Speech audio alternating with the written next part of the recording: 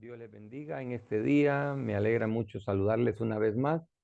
Estamos en MEC, Ministerio de Educación Cristiana La Cosecha, hoy con una clase más sobre la asignatura Liderazgo Ministerial. Recuerde que estamos viendo esta asignatura. Esta es la tercera entrega. Vamos a recordar lo que vimos en clases anteriores. Este es el tema principal. Aunque la pantalla dice liderazgo cristiano, la clase se titula liderazgo ministerial. Somos MEC, Ministerio de Educación Cristiana La Cosecha. Estamos para servirle en el diplomado de Ministerio Pastoral. Recordamos, esta es la temática eh, para 3 clases seguidas, ¿verdad? Ya vimos 2 y esta es la número 3 sobre este tema. Vimos en clases anteriores fundamentos bíblicos para el autoliderazgo, valores y virtudes, el lado oscuro del liderazgo. Y hoy seguiremos avanzando. Así que vamos a hacer un pequeño repaso de lo que hemos visto anteriormente. Recuerde, Mateo 20:26. Aquí parafraseado lo encontramos que un corazón de siervo es mejor que un título de líder. Necesitamos tener el corazón de siervo. Nadie puede servir de manera íntegra al Señor si no tiene corazón, corazón de siervo. Si no tiene corazón de siervo. Vamos a continuar. Fundamentos bíblicos para el liderazgo cristiano. Hablamos en este tema de las bases del autoliderazgo y cuáles son los fundamentos bíblicos para el autoliderazgo cristiano. Encontramos un sinónimo para la palabra autoliderazgo y una de ellas es templanza. Recuerden que la templanza es una de las manifestaciones de el fruto del Espíritu Santo. Primera de Timoteo nos dice, considere, por ejemplo, las palabras de Pablo a Timoteo, en Primera de Timoteo. El capítulo 4, el verso 16, ten cuidado de ti mismo. Esto es templanza, esto es dominio propio, esto es equilibrio, esto es balance. Tener cuidado de nosotros mismos. Esto lo vimos en la clase anterior. Si usted quiere recordarlo, le invito a que revise las notas y revise también eh, la grabación de la clase anterior. Pero muy importante, la templanza, el dominio propio. Ten cuidado de ti mismo y de la doctrina. También nos acordamos de la importancia del carácter, la formación de el carácter. Es muy importante que nuestro carácter cristiano sea desarrollado para que podamos servir de manera íntegra, pero también de manera integral en la obra del Señor. Entonces, lo que hablamos anteriormente del autoliderazgo consiste en saber cómo guiarse bien a sí mismo. Es muy importante cómo me debo de guiar. No puedo guiar yo a otros si no me guío yo a mí mismo. No puedo guiar yo a otros si no me guío a mí mismo.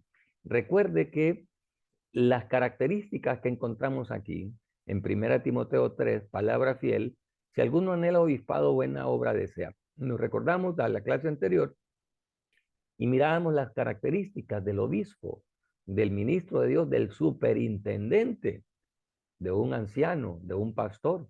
Esas características en la mayoría tienen que ver con características de carácter. Mire qué importante el carácter. La mayoría de características tienen que ver con la madurez, la ética. Recuerde, carácter viene de etos o ética, que es la manera que nosotros tenemos de comportarnos en nuestra intimidad y con los semejantes. Nosotros debemos de ser sobrios, autocontrolados, respetables.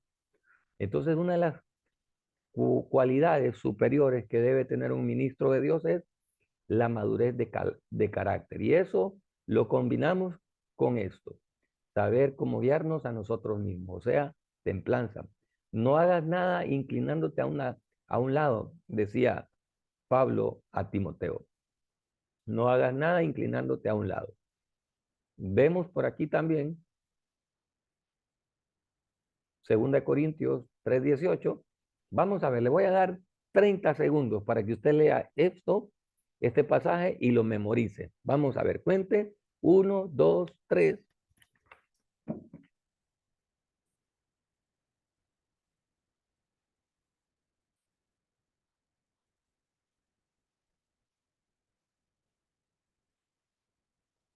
¿Ya lo leyó? 2 Corintios 3:18. Por tanto, nosotros todos mirando a cara descubierta, como un espejo, la gloria del Señor, somos transformados de gloria en gloria.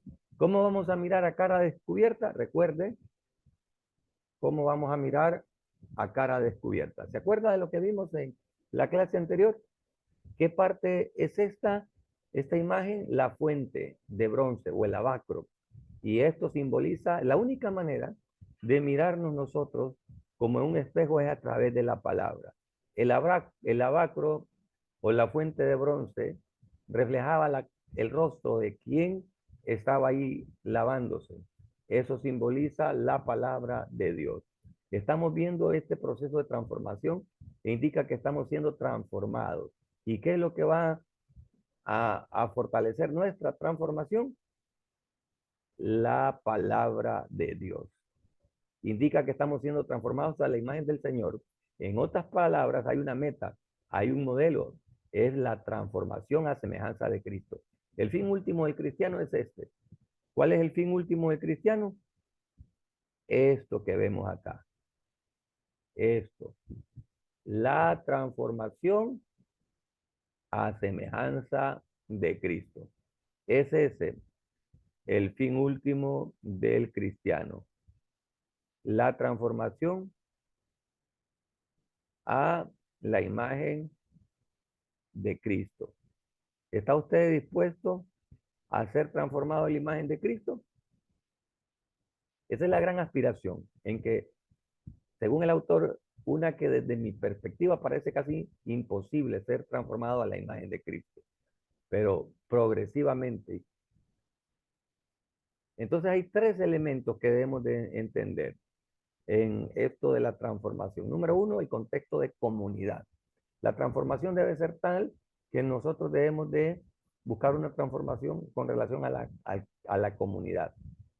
Ya lo vimos en clase anterior, le animo a que revise las notas, el material que usted tiene a su disposición y también vaya a la plataforma, ahí está grabada la clase anterior con relación a este tema.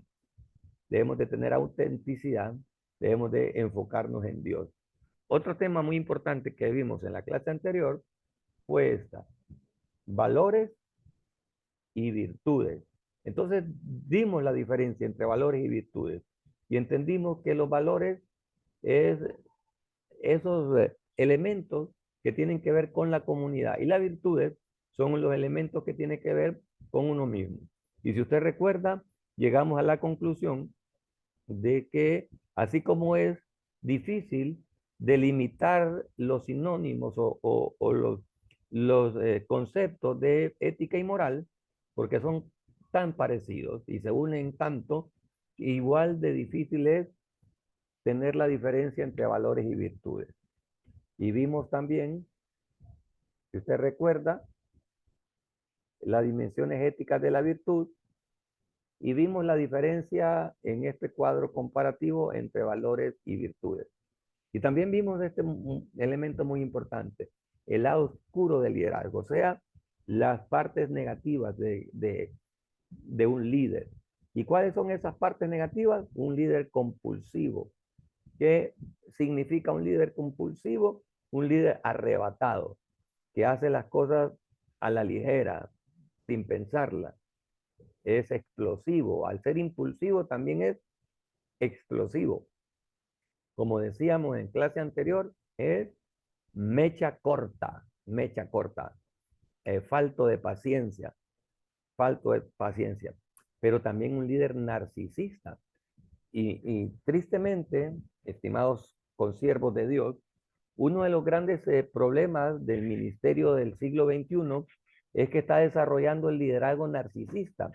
¿En qué consiste el liderazgo narcisista? En engrandecer el yo, el yo.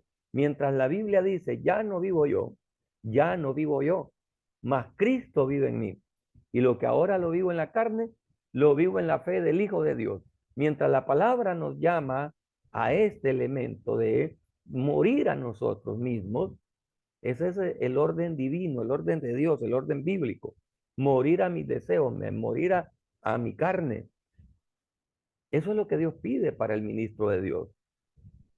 Pero el modelo moderno, el enfoque moderno de el cristianismo o el liderazgo cristiano es el empoderamiento de la persona, el empoderamiento del ministro, el enfoque está para este siglo XXI en que la figura principal en el púlpito es el ministro, es el hombre o la mujer de Dios. Debe cuidar su figura y no es malo esto, lo malo es el principio por lo que nosotros hacemos. Cuando nosotros estamos siendo formados en un liderazgo narcisista, hermanos, nosotros empezamos progresivamente a quitarle la gloria a Dios, a querer nosotros ser el centro de toda atención. Yo quiero que usted me ayude escuchando este canto de René González. Este canto de René González, ojalá lo podamos ver y escuchar bien.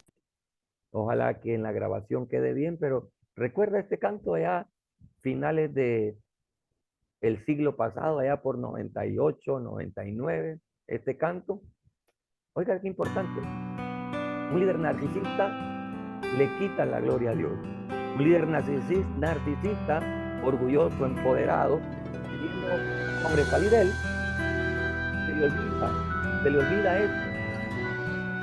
eso, amados hermanos. Dios nos está llamando para que Él sea el grande, para que Él sea el poderoso. Poco a poco, de vez en cuando. A Él le conviene crecer. Llegar arriba, y a mí me conviene menguar. Escuche este canto. Escuche este canto. Que Dios pueda ministrar su corazón para que como ministros de Dios bajemos el enfoque de nuestra postura narcisista, quizás con un nuevo mensaje de vanidad, que trastorne los corazones, desarrolle, ser el centro de toda atracción,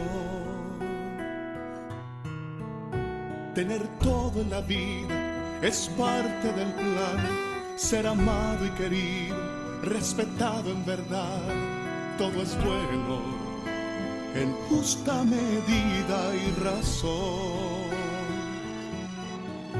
Miremos atrás, donde todo empezó, lo que éramos antes, lo que somos hoy. ¿Por qué insistir en quitarle la gloria al Señor?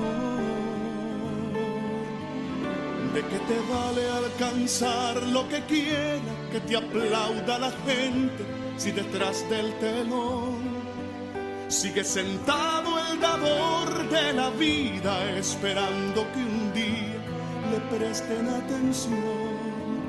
Lo que tenemos, lo tenemos por gracia, por su misericordia, por su inmenso amor. Escuche esto, hermano. Y en el momento de abrirse la cortina, si alguno te admira, es por su misericordia, que ve la imagen de Dios. Escuche lo que ocurre. Es un líder que te olvida cuál es su posición, que está apartado de esa unidad en la que Dios quiere que vivamos.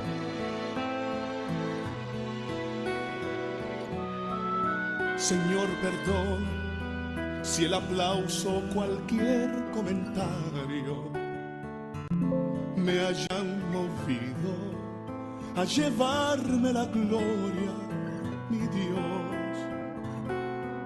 Te doy las gracias por tu amor y tu misericordia. Me despojo de toda grandeza, mi corona yo pongo a tus pies. Este es el verdadero significado del liderazgo cristiano. Pues de qué me vale alcanzar lo que presentar quiero, nuestras que me coronas, aplauda la nuestras victorias gente ante si Él, detrás del porque al final Él es el que telón las da. está sentado el dador de la vida, esperando que un día le presten Lo que atención. tenemos, lo tenemos por gracia. Lo que tenemos, lo Por su tenemos por misericordia. gracia, por su Inmenso amor. misericordia, por su inmenso Que en el amor. momento de abrirse la cortina, si alguno te admira, que no está malo ser admirado, pero si alguno te admira, que vean la imagen de Dios. Amados hermanos, un liderazgo narcisista, un liderazgo empoderado de nosotros mismos, al final, nos llevará a la ruina. Nos apartará del verdadero enfoque que debemos de tener. Que Dios nos libre. Un liderazgo paranoico, lo mirábamos en la clase anterior, ¿se acuerda? Un liderazgo que no puede confiar en nadie. Un líder paranoico que siempre está viendo que alguien le va a hacer daño. Muchas veces, después de haber sido traicionados, nosotros experimentamos esto. Dios nos libre, porque mientras estemos trabajando con seres humanos, siempre vamos a ser expuestos a la traición. Siempre vamos a ser expuestos a ser traicionados. A pesar de que a usted le hayan traicionado en el ministerio o en su vida particular, lo más triste que puede pasar en nosotros es dejar de confiar en que Dios tiene el control. Los hombres fallan, las mujeres fallan, pero a pesar de eso, nosotros no podemos pensar en que nos van a fallar para dejar de servir a Dios en equipo. No puede haber un verdadero equipo de liderazgo si nosotros no confiamos en las personas. La paranoia nos impide confiar en las personas y muchas veces la paranoia viene a causa de las traiciones. No es fácil, no es fácil, pero es necesario que venzamos eso, porque de lo contrario no armaremos equipos fuertes. Vimos también en la clase anterior lo que es un líder codependiente que no toma decisiones, que no se atreve, que siempre está esperando que alguien más rompa filas y tome decisiones por él. Un líder debe aprender a tomar decisiones. Un líder pasivo-agresivo, ¿se acuerda? Aquel líder que congela las cosas, que no resuelve problemas, que los evade, no aborda, no enfrenta de una manera sabia, de una manera sabia. Otra de los elementos que vimos, vamos a ver. Ahora, etapas de liderazgo. Esto no lo vimos, aquí comenzamos ya lo que es esta semana, todo lo que vimos anterior fue a manera de repaso. En este momento vamos a ver algunas etapas del liderazgo. Y una de ellas es fundaciones soberanas.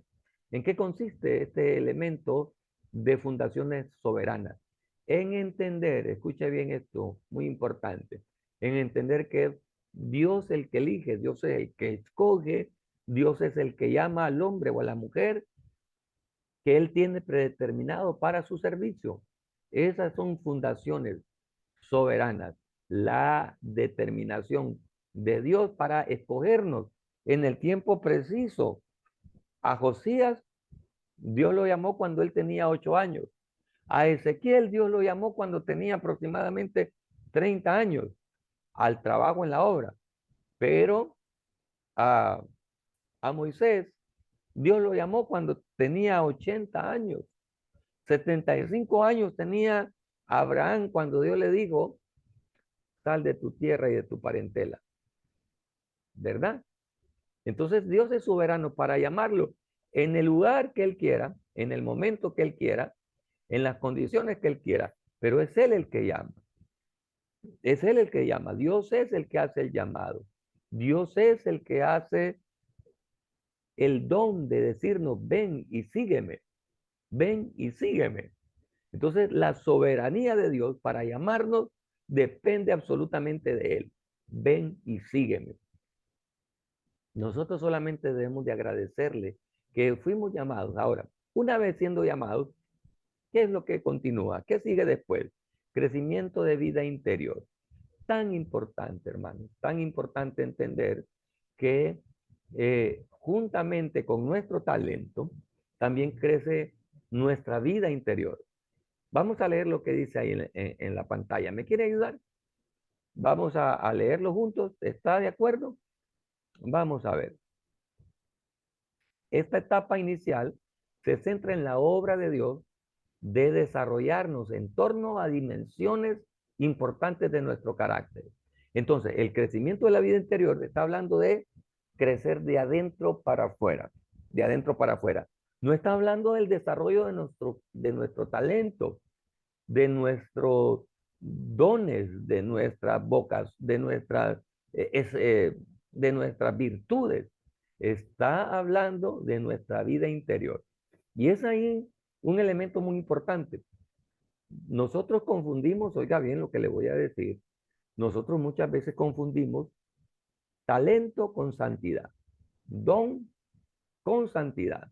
Si bien es cierto, nosotros debemos manifestar el poder de Dios en nuestra vida, pero a veces confundimos el poder de Dios, que es el don manifestado en nosotros, con la santidad de Dios, ¿sí? A veces nosotros decimos, ese hombre es un hombre de Dios santo porque Dios lo usa. Puede ser que sea santo, pero Dios no lo está usando en ese momento en el púlpito porque es santo, sino porque fue llamado, porque tiene un talento, tiene un don, tiene un ministerio. Y muchas veces nosotros queremos poner al mismo nivel el ministerio con la santidad del ministerio, con el carácter. ¿Entiende? Una cosa es el poder de Dios, que son los dones y ministerios, y otra cosa es la santidad de Dios, la obra de Dios. Recuerde, dos cosas muy importantes que debemos de diferenciar. Los dones del Espíritu Santo y el fruto del Espíritu Santo. Los dones del Espíritu Santo es el poder de Dios manifestado en nosotros, más el fruto del Espíritu Santo es el carácter de Dios. Los dones de Dios se ven en el púlpito mientras estamos ministrando, pero el fruto del Espíritu no se ve, no se mide en el púlpito.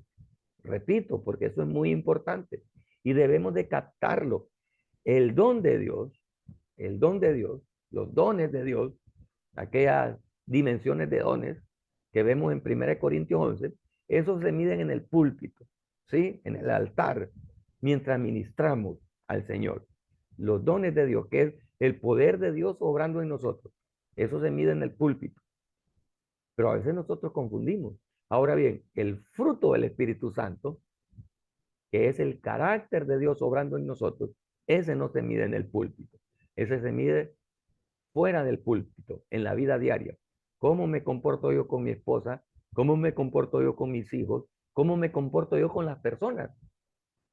Sobre todo con aquellas que no saben que soy cristiano y que probablemente nunca se den cuenta porque yo estoy viajando lejos en actividades de trabajo, de negocio, y la gente probablemente no se dé cuenta que yo soy cristiano. Ahí no funciona el don. El don funciona cuando yo estoy ministrando. Ahí funciona el carácter, el fruto del Espíritu. El fruto del Espíritu, que es el carácter de Dios, ¿entiende? Entonces, el crecimiento de la vida interior no está relacionado con el don, con el ministerio, sino más bien está relacionado con el fruto del Espíritu, o sea, el carácter de Dios. El don de Dios, el don de Dios o el poder de Dios en mi vida es un regalo adquirido, es un regalo que yo no merecía. Usted no merecía ser llamado pastor, usted no merecía, pero Dios le regaló. Usted no merecía que sus manos fueran utilizadas para obrar sanidades mientras oraba e imponía sus manos. Usted no lo merecía, es un regalo. Toda dádiva, dice Santiago, y todo don perfecto proviene de lo alto, del Padre de las luces, en el cual no hay mudanza ni sombra de variación. Entonces, los dones son un regalo de Dios, pero el fruto, o sea, el carácter de Dios, también podemos llamar, como lo muestra la pantalla, el crecimiento de la vida interior es las manifestaciones del fruto del Espíritu. Amor, gozo, paz, paciencia, benignidad, bondad, fe.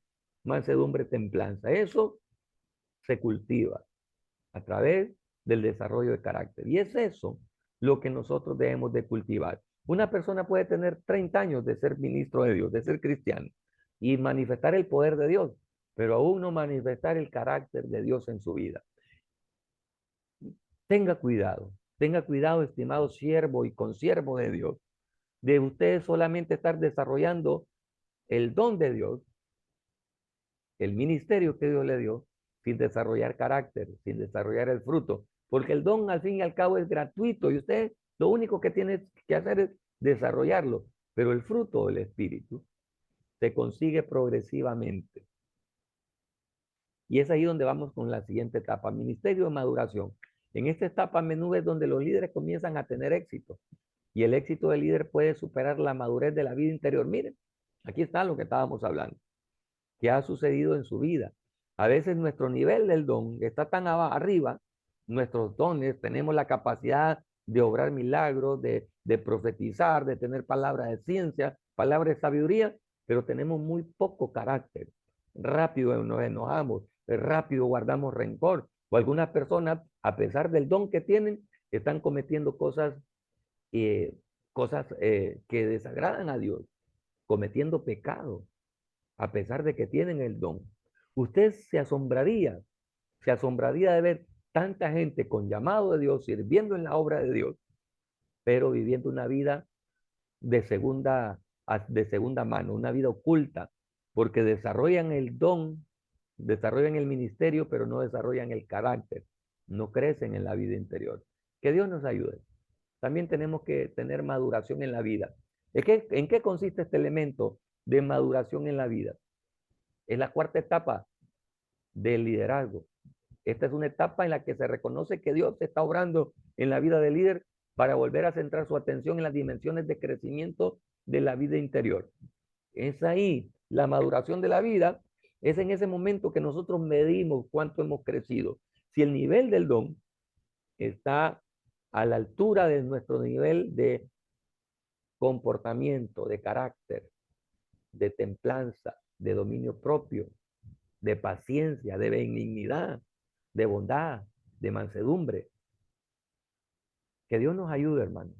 Esto es muy importante para nuestro crecimiento. Miren, la quinta etapa, la convergencia. ¿De qué trata la convergencia? De la capacidad que nosotros tenemos, la capacidad que nosotros tenemos de desarrollar nuestro ministerio en el momento oportuno con las personas oportunas. No para que nosotros seamos exaltados, enaltecidos, sino que para que el reino de Dios sea glorificado. Cuando nosotros empezamos en nuestra vida ministerial, de alguna manera queremos que nuestro don se desarrolle, que nuestro ministerio se desarrolle y darlo a conocer. Cuando ya llegamos a un nivel de madurez, servimos no para que nuestro ministerio se desarrolle, sino que para desarrollar la vida de los que la necesitan. En el inicio de nuestro caminar, queremos que nuestro ministerio crezca. Si usted está en ese aspecto, quiero decir que le falta mucho por recorrer. Cuando usted esté en el nivel de no pensar en el crecimiento, en el empoderamiento de su ministerio, sino en el empoderamiento de otros, en la restauración de otros, en bendecir a otros, sin necesidad de que su ministerio sea engrandecido. Es ahí, y solo ahí, cuando usted ya llegó a un nivel de madurez. Y por último, pero es de suma importancia, y no todos llegarán a esto, tal vez muy pocos llegan a esto, el resplandor crepuscular. ¿Cuándo es el resplandor crepuscular? Cuando ya el hombre o la mujer de Dios ya no está ejerciendo su ministerio, pero como dice la Biblia, sus obras con ellos le siguen. Que después de haber terminado su carrera, ya sea porque Dios lo llamó a su reino o porque ya eh, ya, ya terminó, ya no siguió sirviendo porque su edad ya no le permite. El ministro de Dios casi nunca se jubila, ¿verdad? Pero digamos, ya se jubiló por la edad o por enfermedad o por alguna circunstancia, ya sea que viva o muera, sus obras le siguen. a pesar de que ya no sirve en la obra de Dios y terminó bien la carrera, aún hay un resplandor crepuscular, aún sigue siendo de bendición a otros, como cuando aquel profeta que había fallecido, ¿se acuerda? Aquel profeta que falleció, ¿cómo se llamaba? Sí, sí, se acuerda, lo tiene en la punta de la lengua. Aquel que tomó el manto de su señor y tomó el ministerio de su señor. Cuando ese hombre murió, sí, diga cómo se llama. Correcto, Eliseo. Eliseo murió y dice la Biblia que un año después de haber muerto, ahí sepultaron en su misma tumba a otra persona. Y el que había muerto resucitó. Eso es un ministerio crepuscular. Nosotros tenemos a nuestro favor hombres de Dios como Gigi Ávila, ¿verdad? Que hace un tiempo fueron levantados a la gloria de Dios. Fueron levantados a la gloria de Dios. Pero aún su ministerio sigue floreciendo, sigue trayendo frutos, como Jesús Adrián Royer, ¿verdad? Jesús Adrián Royer, que falleció hace mucho tiempo, pero sus mensajes todavía sirven de edificación para muchos. Y así podemos mencionar otros grandes ministros de Dios, de contemporáneos y de épocas anteriores, que después de su fallecimiento aún siguen bendiciendo a otros. ¿Usted cree que en algún momento su ministerio llegará a tocar otras generaciones después de su partida? Esperamos que sí, ¿verdad? Inteligencia emocional. Hay que entender este otro tema de la inteligencia emocional, algunos aspectos de la inteligencia emocional. Uno de ellos es, primero, reconocer y expresar emociones. Recuerden, nosotros somos seres tripartitos. ¿Y qué significa que somos seres tripartitos? Espíritu, alma y cuerpo. O sea, pues que tenemos inteligencia, tenemos la capacidad de pensar o de razonar, la capacidad de sentir o de emocionarnos, pero también tenemos la capacidad de decidir. Así somos conforme a la imagen de Dios, una imagen moral de Dios en nosotros. El libre albedrío es parte de la imagen moral de Dios en nosotros. Pero las emociones también. Las emociones son parte de nuestro ser. Hay que reconocer que las tenemos. Pero una vez entender que tenemos emociones, también debemos de aprender a expresarlas de manera correcta. Cuando expresamos de la manera correcta, entonces ocurre esto. Ocurre esto. ¿Qué ocurre? Las regulamos. Miren, expresarlas de manera correcta para después regular. Regulación de las emociones. Si una persona no aprende a controlar sus emociones, si una persona no aprende a controlar sus emociones, corre un grave riesgo. Corre un grave riesgo de perder mucho en el intento. Primero reconocer para después saberlas expresar. Después regularlas. No nos debemos de enojar mucho. Regular las emociones dice que debemos aprender a enojarnos de manera correcta. ¿Es malo enojarse? No, no es malo enojarse. Lo malo es enojarnos alocadamente, perder el control mientras nos enojamos. Perder el control. Déjate la ira y depón el enojo. No te excites en manera alguna a hacerla mal. Pablo, ¿recuerda? Pablo lo que decía, no se ponga el sol sobre vuestro enojo, airaos, pero no pequéis. Cuando perdemos el control de las emociones y no las regulamos, cometemos pecados. ¿Sabe que en los púlpitos y en las administraciones cristianas, la falta de regulación de las emociones llega a la consecuencia de confundir las emociones como que fueran la obra del Espíritu Santo o las manifestaciones del Espíritu Santo? Un hombre de Dios, una mujer de Dios debe aprender a distinguir lo que es la manifestación del Espíritu Santo en una persona y las manifestaciones de las emociones.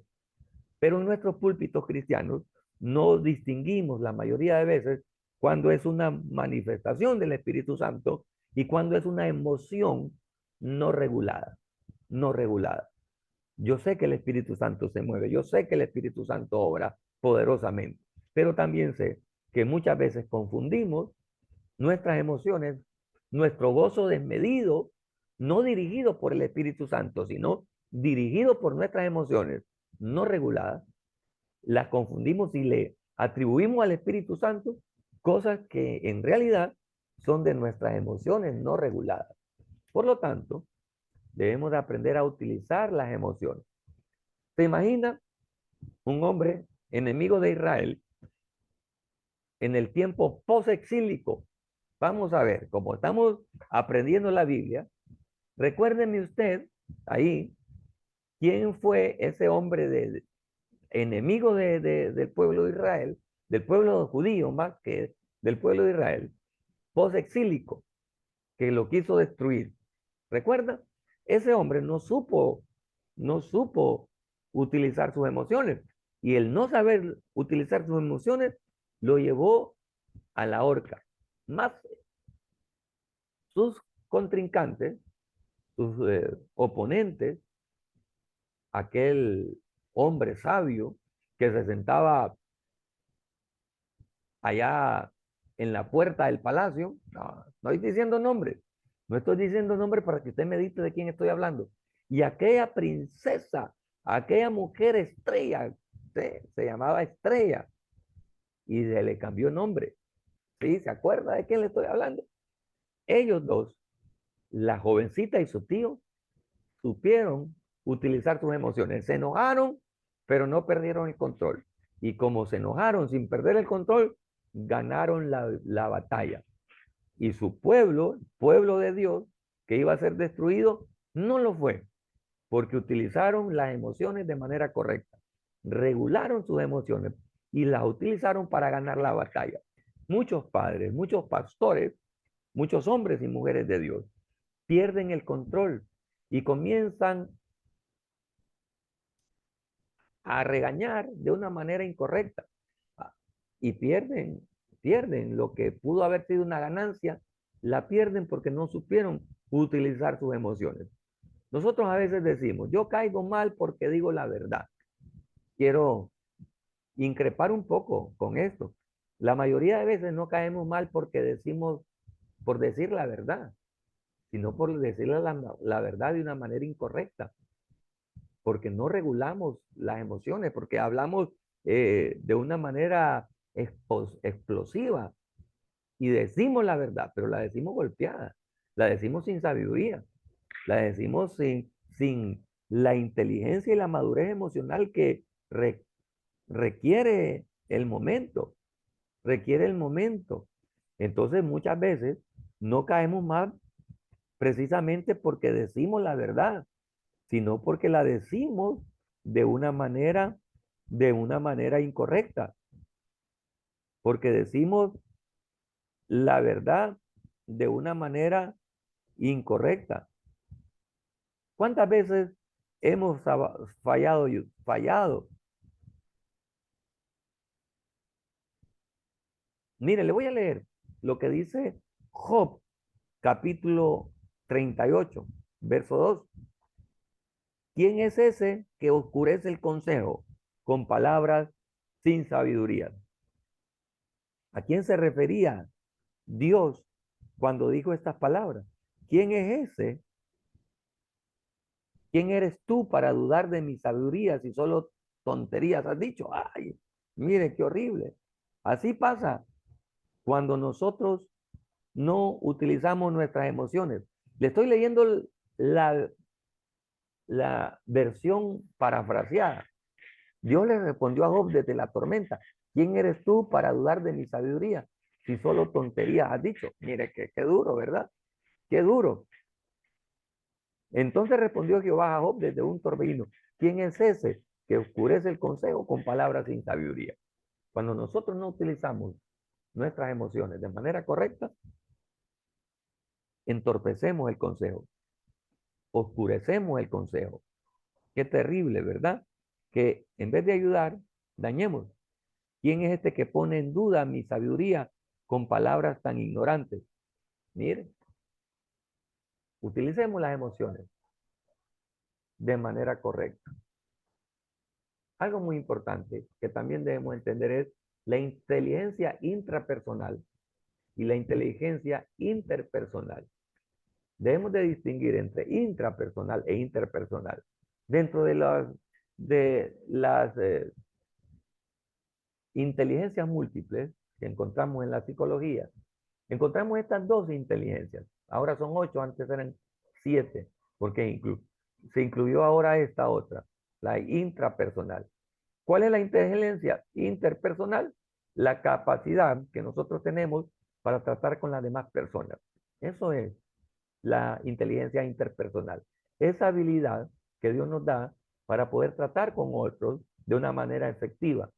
Pero la intrapersonal es interiorizar, es la capacidad que tenemos nosotros para tratar con nosotros mismos, para sobreponernos a nuestras debilidades, para sobreponernos a nuestras tristezas, para sobreponernos a nuestras aflicciones, para no caer en el momento de la prueba, para no caer en el momento de la tentación.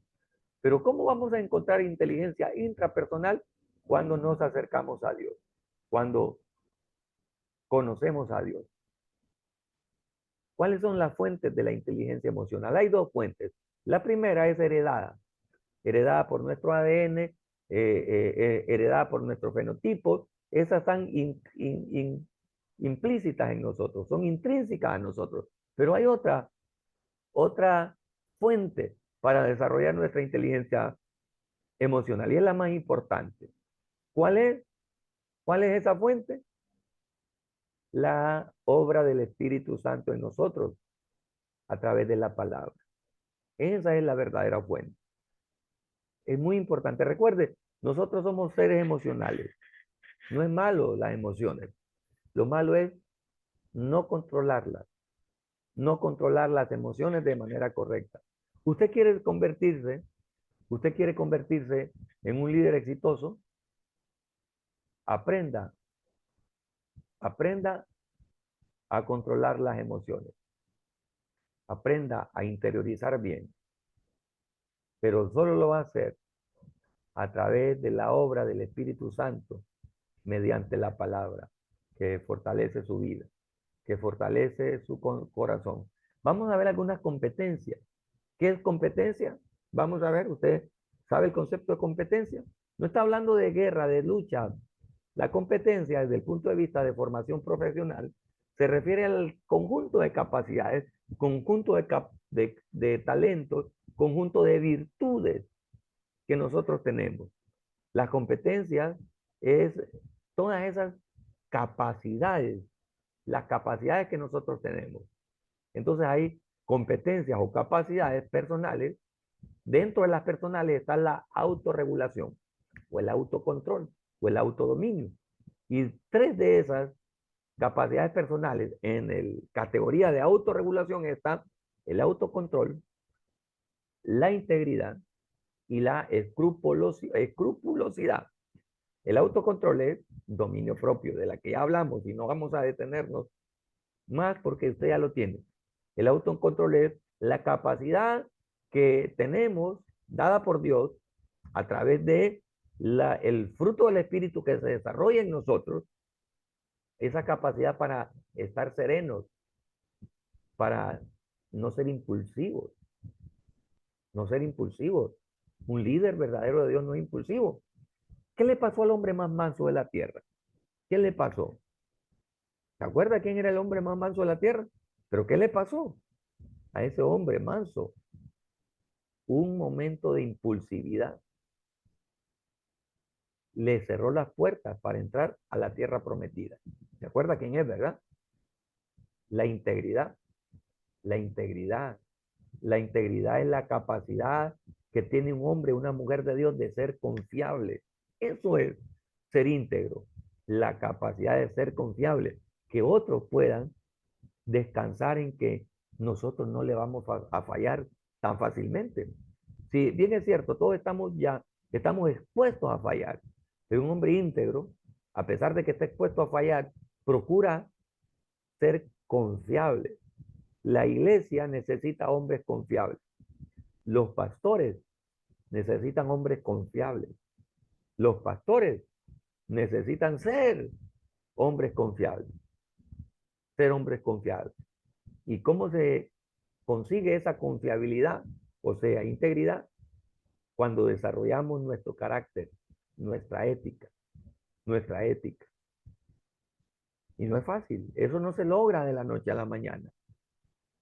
Yo le aseguro que usted de la noche a la mañana se dio cuenta que los que somos pentecostales, ¿verdad? No hicimos nada para hablar en lengua. Dios nos regaló el don.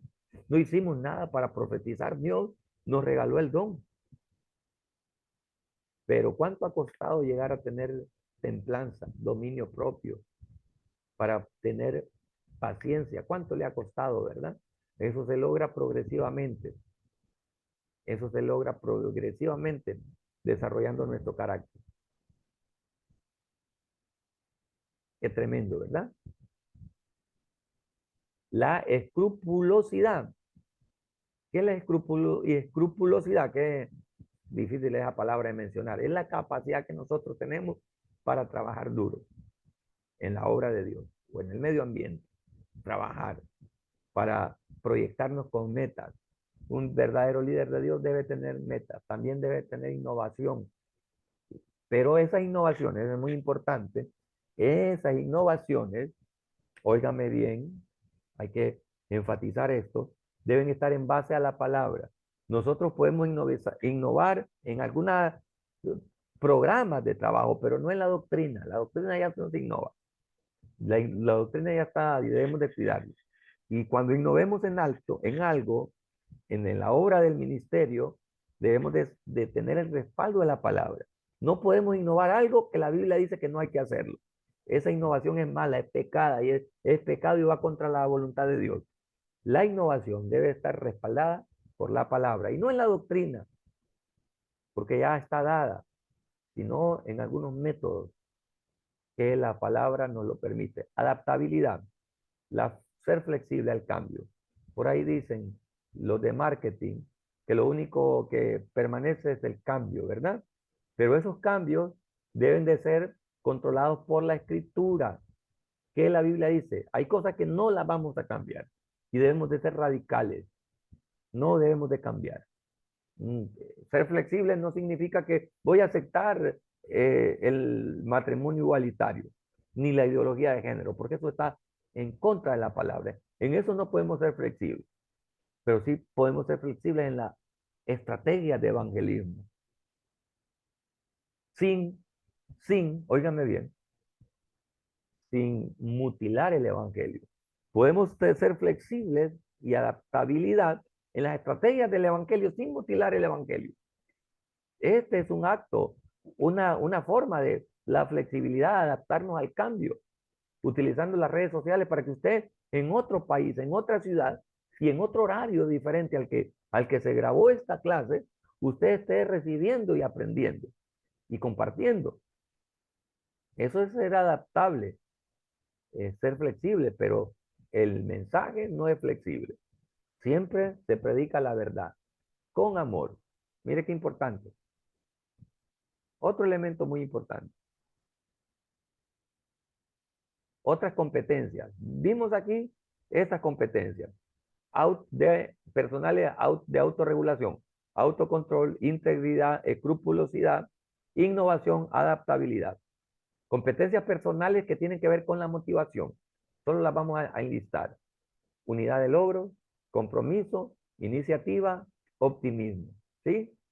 Hay que ser optimista. En el Señor. Todo es en el Señor. Sabiendo que Dios tiene la última palabra y comprometido en la obra de Dios. Pero el optimismo es esa capacidad de ver en medio de la oscuridad, ver la luz. En medio de la tormenta, ver la calma. Pero en Dios, en Dios. El optimismo no es negar lo que está pasando. No soy optimista diciendo que están las cosas bien sabiendo que están mal. Soy optimista sabiendo que en medio de las cosas malas, Dios puede hacer milagros, Dios puede obrar, Dios puede manifestarse. El optimismo tiene que ver mucho con la fe de ver lo que Dios quiere que nosotros veamos. Hay otras competencias sociales, entre ellas la empatía. La empatía. La psicología dice que la empatía es ponerse en los zapatos de los demás. A eso se le llama compasión. La palabra milenial, o sea, moderna, es empatía. Pero el concepto es milenario. Mire, me gusta ese juego de palabras. La palabra empatía es milenial. ¿sí? Una palabra acuñada para este tiempo, pero la idea es milenaria. La Biblia no habla empatía, la Biblia habla compasión o misericordia. La empatía es lo mismo. Si usted quiere cambiar, ser más bíblico y en vez de usar empatía, que es una palabra correcta, pero es adaptada al siglo XXI, o sea, una palabra milenaria, y quiere, milenial, perdón, empatía es una palabra milenial con un concepto milenario. El concepto milenario es la compasión. Entonces, ¿cómo es la empatía o la compasión? Entendiendo a los demás, desarrollando a otros, orientación al servicio y aprovechando la diversidad. No la diversidad de género, no la pluralidad de género, no, la diversidad de talentos, de destrezas, pero no de género. No significa que yo voy a aceptar ahora el discurso de la ideología de género, porque dice aprovechando la diversidad. No de género, porque solo hay un género, el género humano, sino la diversidad de recursos en las personas, la diversidad de talentos en las personas. Competencias sociales, vemos ahí las habilidades sociales, la influencia, la comunicación, el manejo de conflictos y construyendo lazos. Nosotros debemos de construir lazos. Un ministro de Dios no puede ser un llanero solitario, que va a hacer solo el trabajo sin la ayuda de los demás. Un ministro de Dios debe de entender que Dios lo ha llamado para formar un equipo y formar lazos de amistad. Qué triste es que nosotros no entendamos que debemos de programar amistad, lazos de amistad, construir lazos de amistad, de unidad con nuestros consiervos. No solo son instrumentos para hacer una obra de Dios, son instrumentos para vivir haciendo la obra de Dios. Dios es fiel, Dios es maravilloso, Dios es omnipotente, misericordioso, y Él nos rige, nos dirige. Amados hermanos, fue un placer haber compartido con ustedes. Le animo a que vaya al material, lo lea, lo estudia. Hay muchos foros ahí que tienen que ser llenados. Usted vaya al foro, trabaje en los foros, trabaje en las tareas. Y ya falta poco. Tenemos 2 sesiones más, que ya sea eh, tiempo a tiempo ahí, o que sea pregrabado, que ya sea que nos miremos, aunque sea virtualmente, o pregrabado, como en esta ocasión, pero seguimos en contacto. Fue un placer, Dios me le bendiga y será hasta la próxima.